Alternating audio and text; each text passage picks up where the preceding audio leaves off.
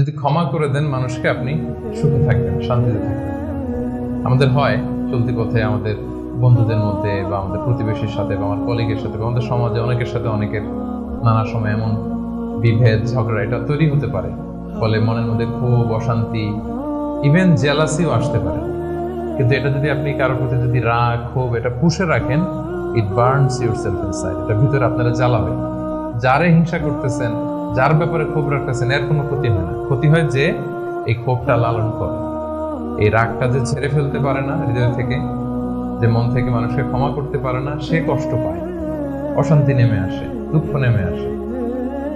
আর যে সিম্পলি ক্ষমা করে দেয় সবাইকে, সে মানে সুখী একটা জীবনযাপন করতে পারে। এবং এটা জরিপেও, গবেষণাতেও দেখা গিয়েছে যে যে অন্যকে সহজে ক্ষমা করে দেয় সে হ্যাপি লাইফ লিড করে। তাহলে 2 নাম্বার কি? ফরগিভনেস, ক্ষমা করে দেয়। এটা আমরা রাসূল সাল্লাল্লাহু আলাইহি ওয়াসাল্লামের জীবনীতে যদি দেখি, রাসূল সাল্লাল্লাহু আলাইহি ওয়াসাল্লাম কি পরিমাণে যে ক্ষমা করেছেন, তো আপনারা নিজেরাও জানেন যে কত ঘটনা। ওনার পুরো জীবনীটাই তো ক্ষমা। সবসময় ক্ষমা করে দিতেন, মনে দুঃখ পুষে রাখতেন না কখনো। এবং সাহাবাদেরকে বলতেন তোমরা ক্ষমা করে দাও। এক সাহাবী এসে বললেন, ইয়া রাসূলুল্লাহ, আমার তো অনেক কৃতদাস, ওরা শুধু কাজে ভুল করে, ওদেরও কি একটু পানিশমেন্ট দেওয়া উচিত না? রাসূল সাল্লাল্লাহু আলাইহি ওয়াসাল্লাম বলতেন না। তো কি করবো? ক্ষমা করে দাও। কয়বার করবো? বলে দিনে প্রতিদিন কমপক্ষে 70 বার।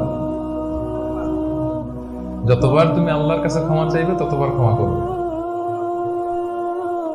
যতবার আল্লাহর কাছে ক্ষমা পেতে চাও ততবার ক্ষমা করবে। ফিলোসফিটা বুঝতে পারছেন?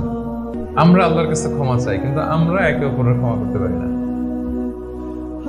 আল্লাহ তাআলা বলেন যে তুমি ক্ষমা করো, আমি তোমারে ক্ষমা করে দেব। তুমি ক্ষমা করো তোমার ভাইদের, আমি তোমার ক্ষমার ব্যবস্থা করতেছি।